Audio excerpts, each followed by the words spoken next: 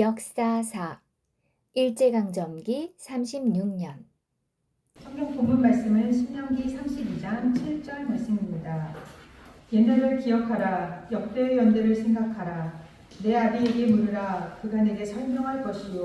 내 어른들에게 물으라. 그들이 내게 이르리로다. 이는 하나님의 말씀입니다. 아멘. 이영수 전도사님 말씀 전해주실 때 큰 은혜의 시간이 되시길 바랍니다.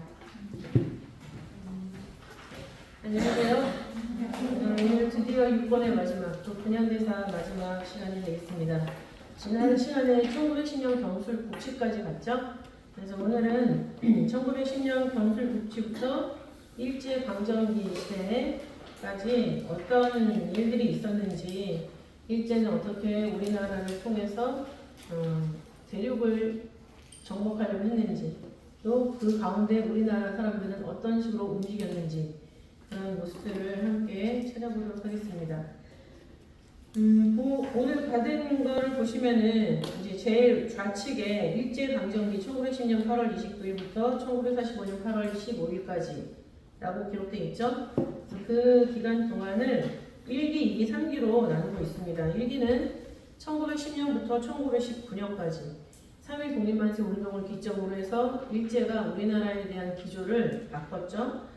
그럼 바꾸기 전에는 어떤 모습을 보였는가? 무단정치 시대입니다. 이 시대는 무단정치. 무단정치라는 것은 헌병과 경찰이 모든 거리를 돌아다니고, 또 학교도 검을 차고 일본인 선생들이 가르치고, 그래서 총칼 앞에 우리나라 백성들을 굴복시켰던 시기죠.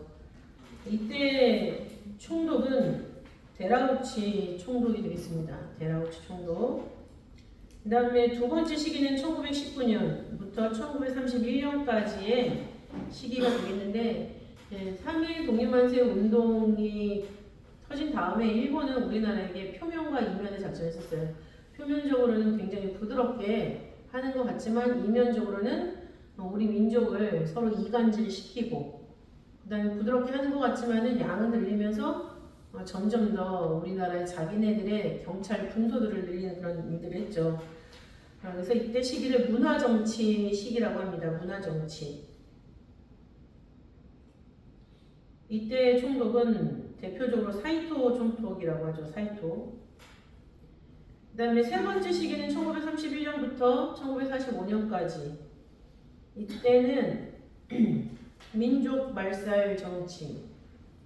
그리고 31년에 무슨 일이 있었냐면 만주사변이 있었거든요. 일본이 만주 대륙을 침략해서 자기네들이 거기다가 만주국이라는 불법 국가를 세웠어요. 그리고 우리나라를 기점으로 해서 만주를 정복했던 것처럼 그 만주를 기점으로 해서 이제 아시아 쪽으로 뻗어나가고 유럽으로 또 미주로 공격을 실행하는 그런 거점을 삼았죠. 그래서 병참 비지화, 그 다음에 전시동원 시기다라고도 얘기를 합니다.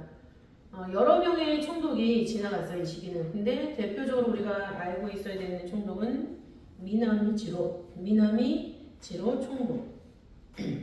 그래서 이렇게 세 번의 시기로 나눌 수가 있는데, 경술국치 이후에 구체적으로 어떤 일들이 지나가는지 한번 보도록 하겠습니다. 일제강점기 1기의 시기에 해당하는 그 표들이 좀 꽤 많이 차지하고 있죠. 그래서 이때 일본 사람들은 헌병 경찰 통치를 통해서 우리나라 군대 경찰 이미 해산된 상황이었죠.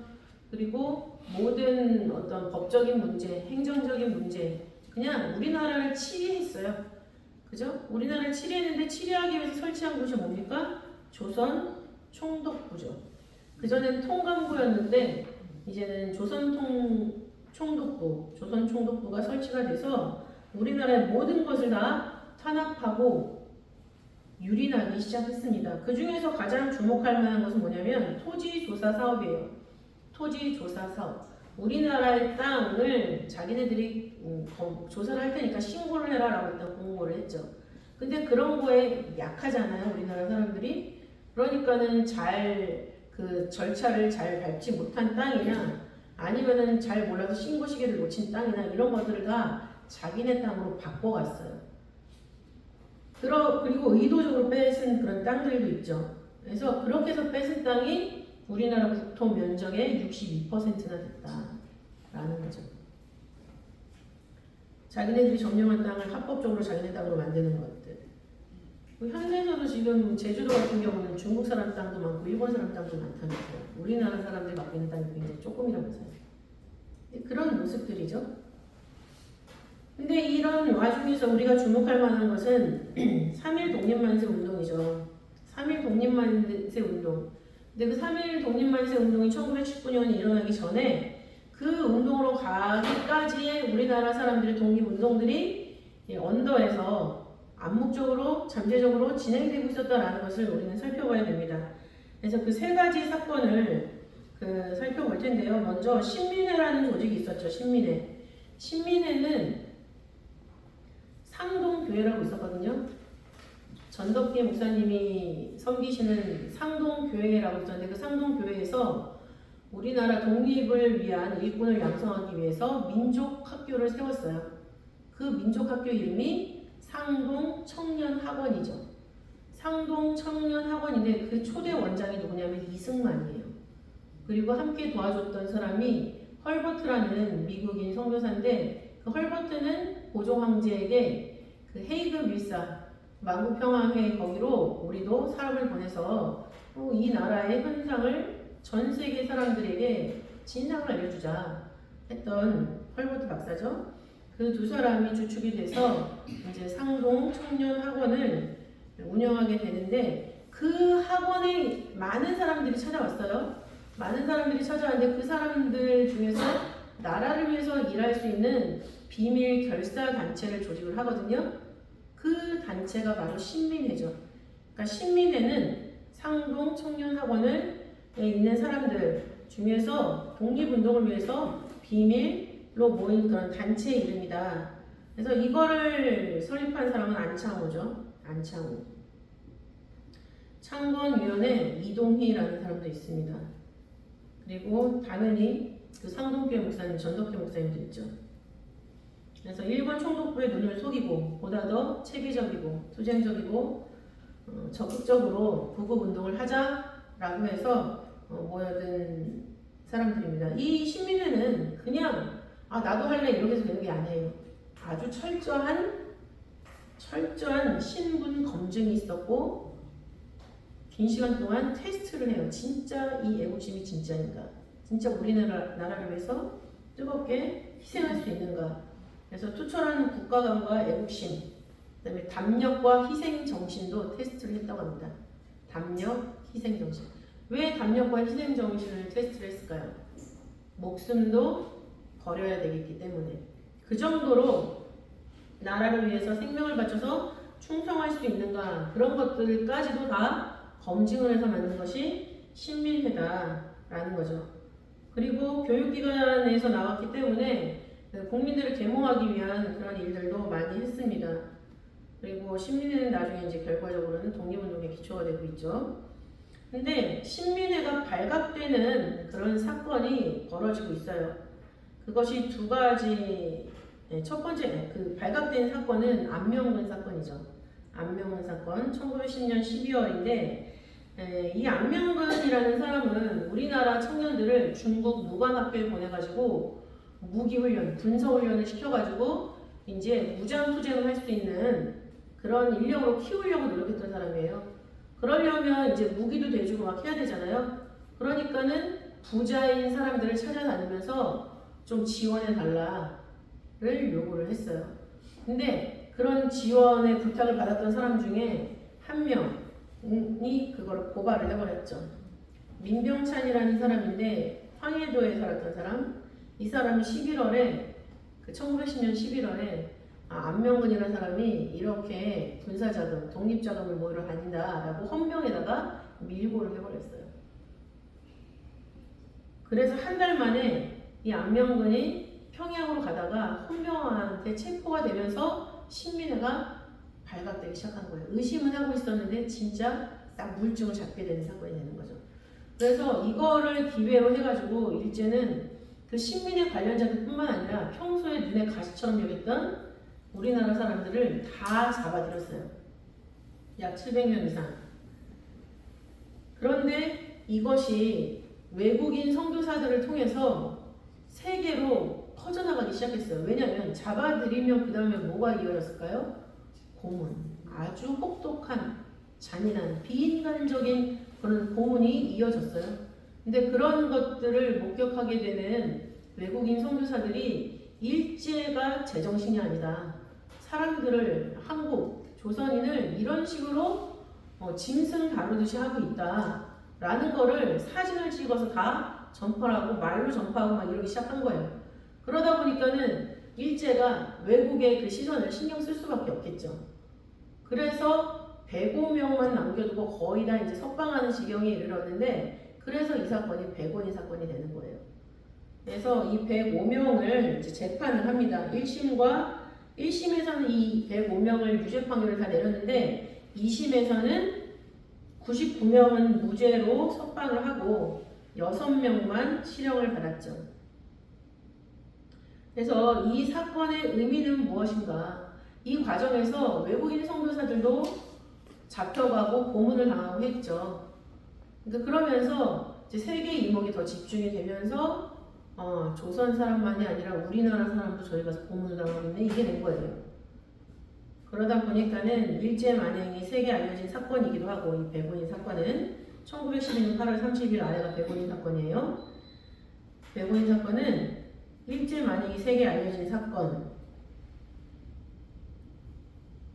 그리고 어려운 상황이었지만 그래도 우리나라 사람들이 6명만 실형을 살고 다 나았다라는 면에서 우리에게는 참 좋은 소식이었다. 왜냐면 100원인 사건으로 다 죽었다면 그 다음을 도모할 수가 없잖아요.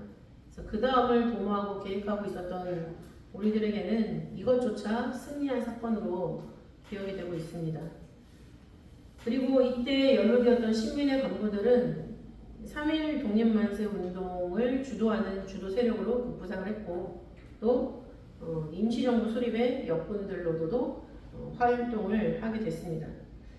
그리고 이제 두 번째 3.1 만세 운동, 3.1 독립만세 운동이 영향을 줬던 것은 1918년 미국 우드로 윌슨 대통령의 민족 자결주의죠. 민족 자결주의, 빈칸의 민족 자결주의. 민족 자결주의는 1919년 1월 파리에서 열렸던 강화회의에서 우드로 윌슨 대통령이 연설한 내용 중에 한 가지입니다. 그것이 뭐냐면, 한 민족이, 어떤 민족이 다른 민족이나 국가의 간섭을 받지 않고 자신의 운명을 스스로 결정한다라는 얘기예요. 그러니까 일본이 우리나라를 어떤 식으로 세계에 알리냐면, 저 한국은 아주 예로부터 중국이면 중국, 어디면 어디, 그 지배하에서만 살았던 거기 때문에 혼자 자립할 수가 없다. 그러니까 이제는 일본 우리가 도와줘야 된다. 이런 식으로 세계 많은 사람들에게 계속 얘기를 해왔거든요. 그리고 그런 식으로 이제 유럽이나 이런 사람들도, 이런 나라에서도 많은 나라들을 또 식민지로 삼았잖아요. 이제 그런 환경 속에서 이제 우드로 윌슨 대통령이 자기 나라의 운명은 자기가 결정한다 라는 얘기를 한 거예요. 이게 얼마나 우리에게 동력이 됐겠습니까? 우리나라를 되찾기 위해서 노력하고 있었는데, 세계가 그거에 대해서 동의를 하는구나, 힘을 얻은 거죠. 그리고 비폭제가 됐던 것은 1919년 1월 21일 일제 독살설이 함께 움직이고 있는 고종 황제의 서거죠. 고종 황제가 죽어버려서 갑자기 죽는 사건이 벌어졌습니다. 일제 독살설이 같이 움직이죠. 고종이 커피를 좋아했기 때문에 커피에 독약을 탔다 라는 등의 사실로 확인되지 않은 사실 같은 얘기들이 있습니다. 그래서 이렇게 세 가지 사건을 통해서 3.1 독립만세 운동이 벌어졌다라고 하는데, 여기서 한 가지 더 기억해야 될 사실이 있으세요. 그 사이에다가 한번 적어보실까요? 이미 일본에서 공부하고 있었던 우리나라의 지성인들이 모여서 독립만세 운동을 기획을 했습니다. 1919년 2월 8일이죠. 1919년 2월 8일에 동경에서 공부하고 있었던 우리나라 유학생들이 조선 청년 독립단을 발족을 시킵니다. 조선 청년 독립단. 그리고 한국의 독립을 선포한 선언서를 만들어요. 그리고 결의문을 낭독을 하죠. 그 결의문 중에서 4가지를 보시면 한일병합조약의 폐기와 조선의 독립을 선언한다. 민족대의의 소집 요구. 일본에서뿐만 아니라 한국에서도 또 미국에 흩어져 있는 많은 한국 유학생들도 민족회의를 소집하라 라는 얘기죠. 그리고 만국평화회의에 민족대표를 파견할 것. 고종은 죽었지만 계속해서 우리는 세계의 문을 두들겨야 된다라는 얘기를 하고 있습니다. 그리고 이 목적이 이루어질 때까지 영원한 혈전을 벌일 것이라고 얘기를 하고 있죠. 마치 그 독립선언서 공약 3장 중에 한 구절이죠. 최후의 일인까지, 최후의 일까지. 그래서 이런 선언서를 만들고 결의문을 낭독하고 하면서 이 사람들이 이거를 하기 2월 8일날 이 일을 했으니까 그 전에 1월달에 한국으로 이 결의문을 가지고 방문을 해요.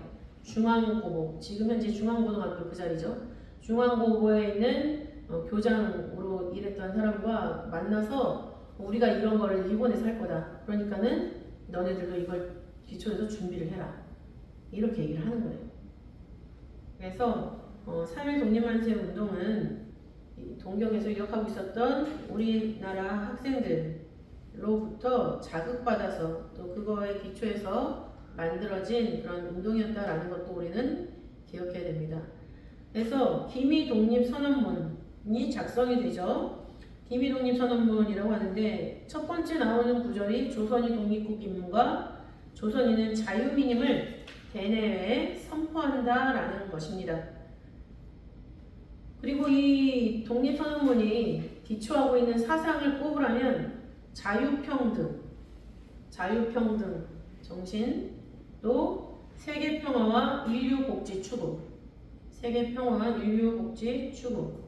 안중근 의사가 그 이토 히로부미를 죽여야만 했던 이유를 말했잖아요. 그 이유에도 세계평화가 들어가 있습니다. 동북아 안정과.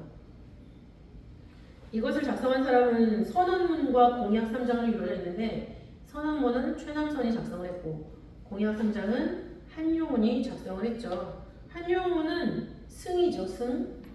그래서 민족대표 33명이 있는데 그 중에서 종교의 분포를 보면 천도교가 15명, 기독교 16명, 네, 불교가 2명인데 그 2명 중에 1명이 한용운이 되겠죠. 그래서 보성사라는 인쇄소에서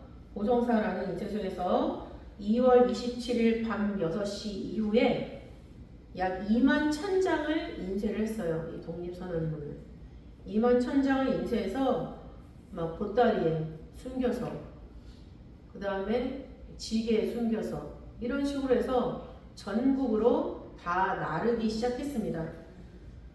그래서 서울에서 있었던 독립만세운동은 3월 1일에 정확하게 일어났습니다. 1919년 3월 1일 오후 2시에 태화관에서 모이기로, 원래는 탑골공원에서 모이기로 했죠. 근데 정보가 됐어요. 그래서 민족대표 34명은 그 태화관, 중국집이죠. 거기서 한용운이 이 독립선언문을 낭독을 하고 그 다음에 탑골공원에서는 5,000명이 모였었는데 정재용이라는 사람이 앞에 나가가지고 이 독립선언문을 낭독을 하면서 독립만세 운동이 펼쳐지기 시작합니다.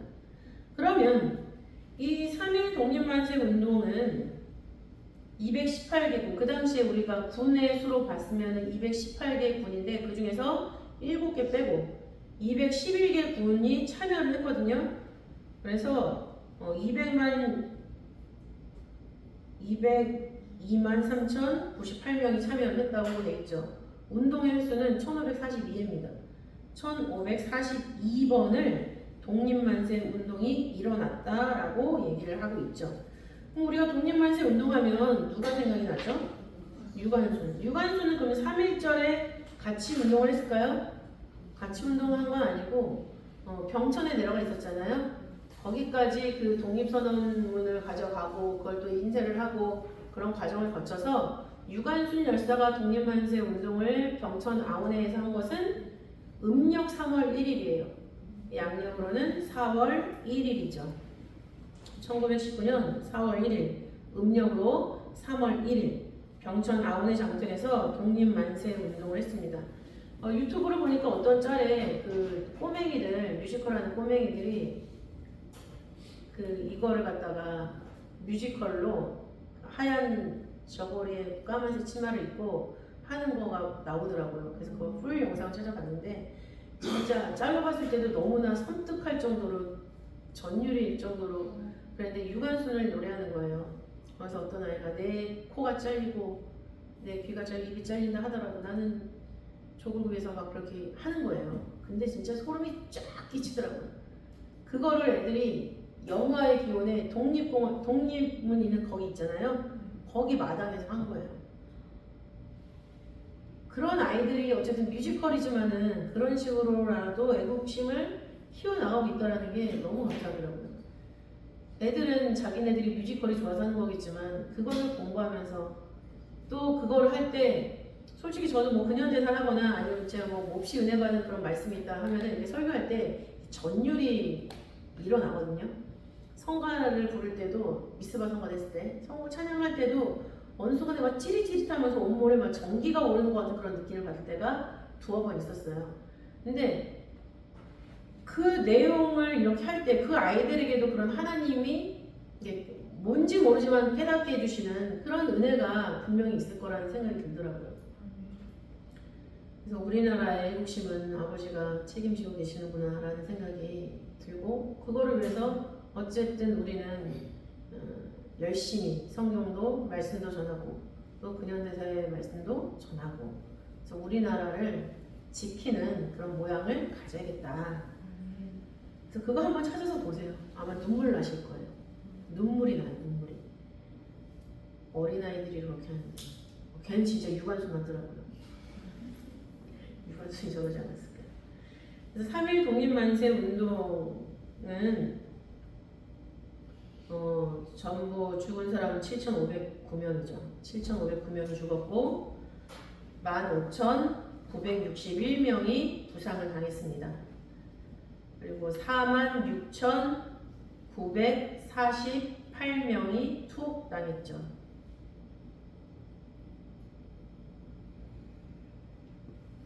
이 와중에 50개 교회가 또 완전히 불타버렸습니다. 제가 목요일날 불타는 거에 대한 여성교회 성경 공부를 했는데 그때도 전율이 이렇습니다. 제가. 자, 그래서 이런 독립만세 운동은 어떤 영향을 미쳤는가 3.1 독립만세 운동의 영향을 한번 보면은 이 독립만세 운동으로 인해서 독립운동의 지지 설립이 곳곳에 일어났죠. 독립운동을 하기 위해서는 어떤 구심점이 필요하잖아요. 상해에도 우리나라 곳곳에도 그 어떤 중심이 되는 기지들이 막 우후죽순처럼 생겨났어요. 근데 우후죽순처럼 생겨나니까는 일이 뭔가 중구난방처럼 되는 거죠. 그래서 하나로 통일을 시키는데 그것이 대한민국 임시정부 수립이에요. 그래서 이 독립만세 운동의 영향을 받아서 우리나라 임시정부가 수립이 되었다. 1919년 4월 13일이죠. 러시아, 상해, 서울 등 여러 곳에 있었지만 이것을 하나로 통일했고 이때 임시 대통령 이승만, 국무총리 이동휘. 아까 이동희는 그 상동 청년학원 출신이죠. 그래서 임시정부 수립하는데 어떤 조건이 됐고 또 이후로 구체적으로 군사 무장을 하고 전쟁도 많이 일어났습니다. 대표적으로 봉오동 전투가 있죠. 1920년 6월 7일 봉오동 전투인데 이거를 이끈 사람은 홍범도 장군이죠. 홍범도. 혹자는 안중근보다도 훨씬 더 영향력 있는 사람이다라고도 얘기를 해요. 홍범도 장군이. 그래서 살펴보면 이분 진짜 대단한 분이시더라고요. 그래서 홍범도 장군이 이끄는 군대 이름이 뭐였냐? 대한북군, 이걸 어떻게 읽어야 되는지 모르겠는데 대한북군독 군부, 대한 북군독 군부라고도 하고 대한 북로독 군부라고도 합니다. 북로독 군부. 대한 북로독 군부. 이게 홍범도 장군이 이끄는 거는 대한 독립군이었거든요. 근데 여기에 같이 합세한 최진동 장군이 있어요. 근데 최진동 장군이 이끄는 게 군무도독부예요. 군무도독부. 그러니까 두 개를 합쳐서 말한 게 대한 북로독 군부 또는 대한 북군독 군부. 그 시대를 살았으면 좋겠다라는 생각이 들죠. 정확하게 알기 위해서. 그래서 야스가와 일본은 야스가와 소좌가 이끄는 19사단이랑 붙었는데 이때 일본군은 157명 사망을 했습니다. 157명 죽었고 수백 명이 부상을 당했죠. 그리고 그 전투를 피해서 도망갔어요. 그래서 우리나라 봉오도 전투에서 승리를 했죠. 그 다음에 가장 큰 격전이자 독립군 사상 가장 큰 승보를 전해줬던 청산리 전투. 청산리 전투는 한 번만 있었던 전쟁이 아니라 10여 차례가 우리나라에서 벌어졌습니다. 10여 차례. 이끄는 장군은 누굴까요? 김좌진. 김좌진. 독립군 사상 가장 큰 격전이자 최대의 승적 전보가 있었다라는 것. 이때도 야스가와 소자가 이끄는 군대랑 붙었습니다. 그런데 20분 만에 그걸 초전박살냈어요. 우리나라가 20분 만에. 말만 들어도 좋죠. 보지도 않았는데. 이때 일본군 전사자는 1200명이 죽었고 부상자는 2100명. 근데 반면에 독립군 전사자는 60명. 상대적으로 피해 규모가 적었다. 그러나 가슴이 많이 아프다라는 거죠.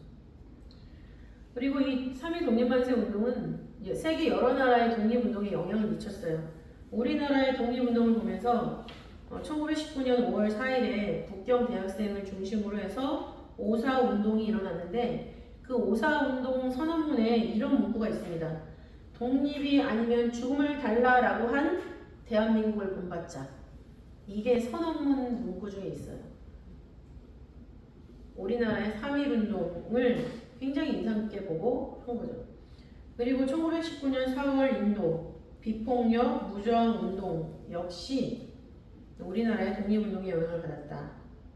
또 필리핀, 이집트 카이로 이런 대학생들의 독립운동이 미국의 식민지로부터 벗어나기 위해서 영국의 식민지로부터 벗어나기 위해서 연이어서 일어났다라는 겁니다. 그래서 처음에 있었던 무단 정치 시대 때는 일본도 우리나라를 혹독하게 짓밟았지만 짓밟으면 짓밟을수록 우리나라 사람들도 가만히 있지 않았다. 할 수 있는 맥시멈을 해냈다. 누가? 전 나라 백성들이. 그 다음에 일제강점기 두 번째 시기로 들어가 보도록 하겠습니다. 그 봉오동 전투나 청산리 전투 자체가 2기에 해당하는 연도를 가지고 있죠. 그래서 2기에 그런 전투들이 일어났습니다. 문화정치 사이토 마코토라는 총리가 총독이 대표적이죠. 표면적으로는 유화 정책을 썼어요. 그래서 헌병 경찰 제도를 폐지를 하고 보통 경찰제로 전환을 했습니다. 근데 보통 경찰제로 전환만 했지 경찰이나 파출소 이런 분소들을 엄청나게 많이 확대를 시켰어요. 그리고 여태까지 우리나라말 쓰면은 막 못 살게 굴었는데 이때는 한국말 써도 좋다라고 얘기를 했어요. 한국말 써도 되고 한국말 신문도 발행해도 돼. 그래서 나온 신문이 조선일보, 동아일보, 또 하나 시대일보라는 게 있었어요. 그래서 한국말 신문도 발행이 됐었다. 그래서 우리가 드라마에서 이 시대 보면 막 신문사, 잡지사들이 있잖아요. 그죠? 그러나 이면에는 더 무섭게 인권을 위협했다라는 거죠. 우리나라 사람들의 사상을 감시하기 위해서 그 사상을 검증하러 다니는 특별 고등계 형사 제도를 도입했어요. 고등계 형사 많이 들어보셨죠?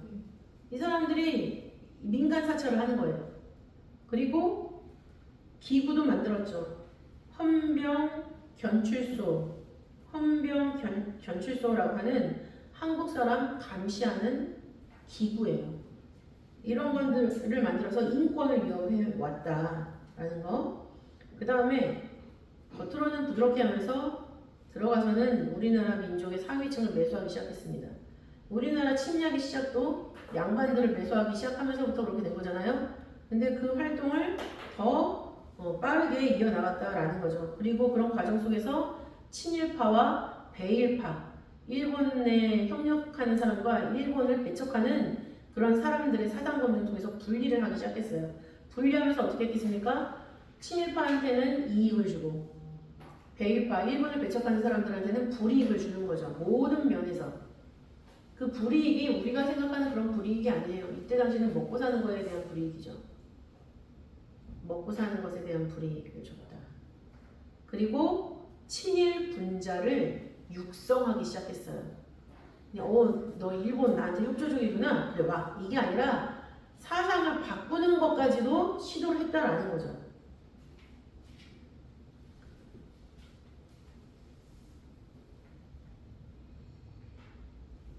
이때 우리나라에 어떤 활동이 있었는가? 우리가 조선어학회라고 들어보셨죠? 조선어학회라는 전신이 뭐냐면 조선어 연구회. 말몽이라는 영화 나왔죠? 유해진 씨 주연한 거. 1921년에 조선어 연구회가 설립돼서 우리말 연구 발표회도 하고 강연회도 하고 그다음에 한글의 우수성도 알렸습니다. 또 어린이날도 이 시기에 제정이 됐어요. 1923년에 방정환 아동문학가 방정환 선생님이 어린이날을 제정을 했죠. 어린이의 인권을 보호하기 위해서. 그리고 1926년 6월 10일에 무슨 일이 일어났을까요? 60만세 운동. 6월 10일에 순종이 승하했어요. 그래서 그걸 계기로 해서 다시 한번 우리나라 전역에 독립만세 운동이 벌어졌습니다. 3.1 운동이 고종의 서거를 기폭제를 삼아가지고 직접적인 계획에 대해서 일어난 독립운동이라면 그거랑 비슷하게 6월 10일에 했는데 근데 문제는 뭐냐면 이 60만세 운동을 주도했던 인물의 대부분이 공산주의자예요. 공산주의자. 그러니까 공산주의자들도 일본을 엄청 싫어해요. 자유민주 진영에 있는 사람들도 일본을 엄청 싫어하죠. 왜? 우리나라를 겁박하고 침략하고 유린했던 나라이기 때문에. 그러니까는 민족의 정서를 파고들기 좋은 거는 일본을 공격하는 거예요. 항일의 감정을 가지고 움직이는 거죠. 그러니까 이때 공산주의자들이 우리나라에 스며들면서 이런 독립운동의 정신을 이용해서 우리나라 사람들의 마음을 사기 시작했다. 그래서 60만세 운동은 단순히 순종 인산일에 일어난 그런 항일 독립운동이다 라고만 할 것이 아니라 공산주의자들이 주도를 했고 그 다음에 이 일로 인해서 백성들의 지도자급으로 부상하게 되는 그런 수순을 밟고 있다라는 것까지도 우리가 알고 있어야 되겠습니다. 또 이때 우리가 다 알고 있는 거 기차에서 일본 남학생이 우리나라 여학생 그 댕기머리를 막 휘두르면서 희롱했죠. 그것 때문에 그 전라도 광주 그 기차간에서 우리나라 남학생들이랑 일본 남학생들이랑 붙어서 싸웠어요. 그게 광주에서의 독립운동이 된 거죠. 그런 일도 1929년에 있었습니다. 그러다가 아까 말씀드렸던 만주사변이 벌어졌죠. 만주사변이 벌어지면서 일본이 우리나라에 대한 그런 자세도 바뀌었습니다. 우리나라 전체를 병참 기지화 하는 거죠. 그리고 여기에 동원하기 위해서는 사상교육이 필수입니다. 그래서 그 사상교육이 뭐냐? 황국신민아, 너네들은 이 대일본 제국의 신하가 된 백성이다. 그러니까 대일본 제국의 천황을 위해서 너네들은 목숨 바쳐서 충성해야 된다라고 교육을 시키는 거예요. 그게 황국 신민화 정책이죠. 그러다 보니까는 조선인이 아니다라는 것으로 바꿔놔야 돼요. 민족 말살 정치도 같이 진행이 되는데 내선 융화, 일본과 우리나라가 하나, 내선 일체 이런 식의 얘기를 하면서 우리나라에 있는 모든 교육체제를 일본에서 실행하고 있는 교육체제로 다 바꿔버렸어요. 그리고 창씨개명 시켰죠. 창씨개명. 그리고 공식적으로 한글 교육도 금지시켰습니다. 이제는 한국말 안 돼. 그러니까 한국말 신문도 어떻게 되겠어요? 폐간시켰겠죠. 신문도 만들지 마. 그리고 조선어학회 너네도 안 돼. 그래서 한국말을 가르치는 모든 관련된 것들을 다 문을 닫게 만들어 버렸다라는 거죠. 그리고 만주사변에서 이제 전쟁에서 승리하다 보니까는 이제 쭉쭉 대륙으로 나가야 되잖아요. 그러니까 무기들이 계속 와야 돼요. 그러니까 우리나라에 있는 모든 땅도 그렇고 시설도 그렇고 모든 거를 다 전쟁 보급품을 받쳐드리는 그런 후방으로 생각하고 움직였다라는 거죠.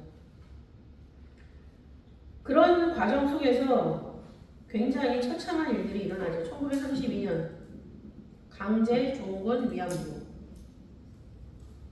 보통 정신대라고 얘기를 하잖아요. 근데 정신대 뜻이 뭔지 아세요? 특별한 목적을 위해서 투입되는 유격대 특공대를 말해요. 그러니까는 그 군인들의 성욕을 해소하기 위해서 그게 이제 특별한 임무가 되는 거죠. 그렇게 투입된 특공대, 유격대의 의미로 정신대라고 갖다 붙인 거예요. 진짜 그 사이코패스 내지는 소시오패스 그래야지 그럴 수 있는 거 아닐까요? 강제 종군 위안부를 1932년부터 진행을 했는데 이것을 아예 제도화 시켰어요. 나중에는 44년에 이걸 제도화 시켜가지고 당연히 의무처럼 다 가서 여자들이 그 일본 군인을 위해서 희생을 한 거죠. 대부분 10대로 구성된 20만 명 정도로 추산이 된다라는 거. 근데 찾아보면은 그 강제 종군 위안부 인원수가 훨씬 더 좁게 발표가 돼요. 근데 그거는 그 법이 발령된 이후부터 체크했기 때문이 아닐까라는 생각이 들거든요. 그러나 처음에 시작은 1932년부터였다라는 거. 그 다음에 36년에 신사를 설치하기 시작하죠. 신사는 일본을 위해서 뭐 전쟁에서 큰 공을 세운 사람들, 그 영혼을 모시고 거기다가 그걸 섬기면서 절하는 거거든요. 천황들의 그런 패도 모셔놓고 거기서 절을 하는 거예요. 근데 그거에 대해서 우리한테 머리를 숙이라고 하는 건 뭐냐면 일본을 지배하고 있는 모든 거에 대해서 나는 불복한다라는 거예요. 그리고 천황을 신으로 알고 있는데 거기다 고개를 숙이는 거는 하나님 외에 다른 신을 섬기는 죄가 되는 거죠. 근데 36년부터 신사를 설치하기 시작해서 우리나라 전역에 설치된 신사가 2,300여 개. 2,300여 개. 너무 많죠. 그죠? 그리고 그것만 설치할 뿐만 아니라 신사 참배를 우리에게 강요했다라는 것. 그리고 1938년에는 국가총동원법이라는 것을 만들어요. 국가총동원법.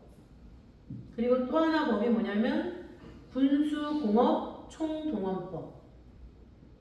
국가총동원법, 군수공업총동원법을 개정을 해가지고 모든 것이 다 전쟁을 위해서 체제를 갖추고 조직을 하고 편성을 하는 거예요. 합법적인 근거를 만드는 거죠. 그리고 이거를 만든 다음에 조선연맹을 만듭니다. 1938년에 조선연맹이라는 것을 만들고 1940년에도 국민총력조선연맹이라는 것을 만들어서 국민총력조선연맹이라는 걸 만들어서 우리나라 사람들의 정신을 총동원한다 라고 얘기를 해요. 그러니까 우리나라 사람들의 정신을 잠식해야 하는 거죠. 우리나라가 일본의 지배를 받으면서 살고 있는데 우리가 그나마 이 정도 살기 위해서는 일본의 대륙으로 진출하는 것을 도와야 된다. 그런 식의 이상한 논리를 계속 세뇌당하는 거죠. 그러면서 1942년에는 근로보국대라는 것을 조직을 합니다. 근로보국대.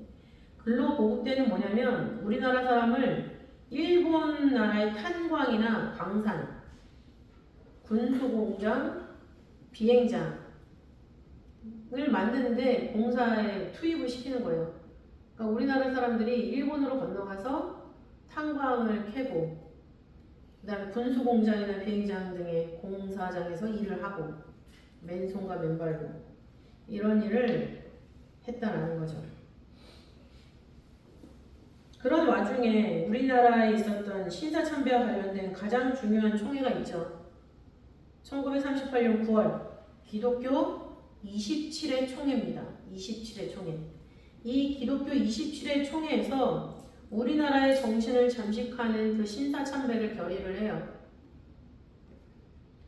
그래서 1938년 9월 옆에 있는 칸에는 기독교 27대 총회라고 쓰시고 그 옆에 신사참배 결의 총대 88명, 장로 88명, 선교사 30명이 모여서 결의를 하는데 이 와중에 이것을 거절했던 목사님들이 계세요. 그 목사님들 이름이 그 밑에 쓰시면 되겠는데 주기철 목사님, 또 박봉진 목사님, 허성도 목사님은 이것을 반대합니다. 그래서 일제에 엄청난 핍박을 받죠.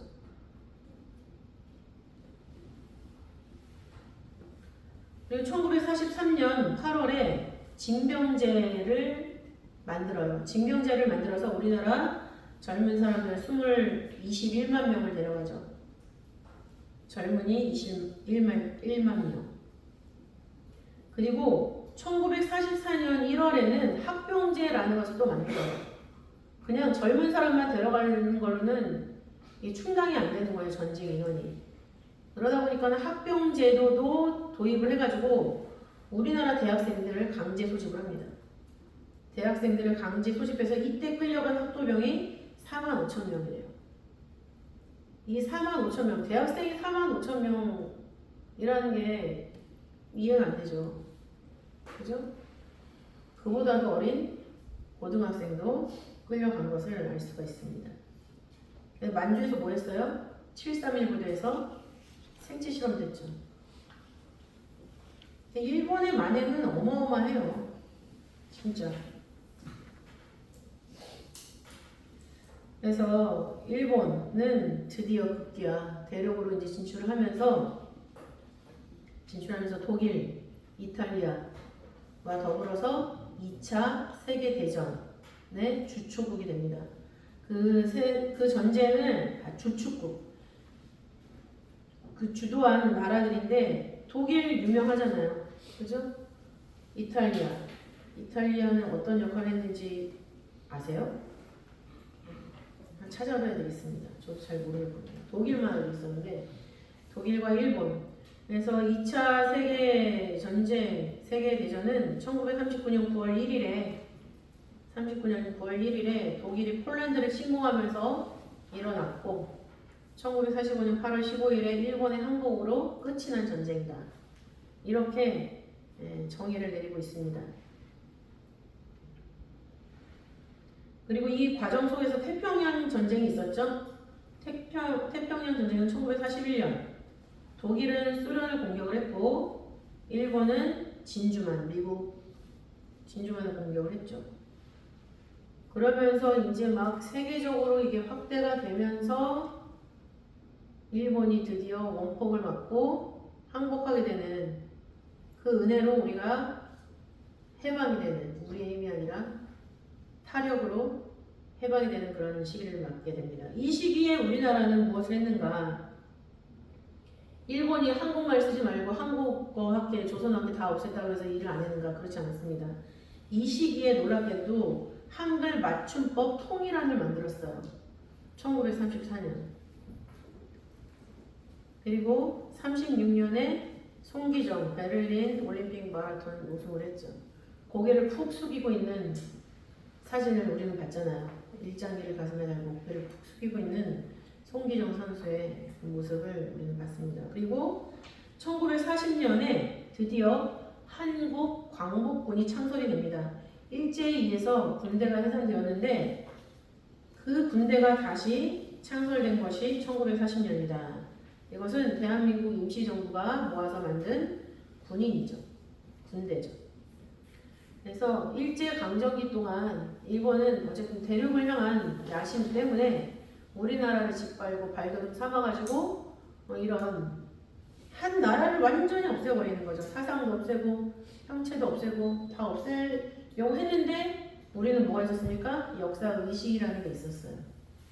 역사의식, 애국심, 한민족. 그 의식을 붙잡게 하신 것도 저는 하나님의 역사라고 생각이 듭니다.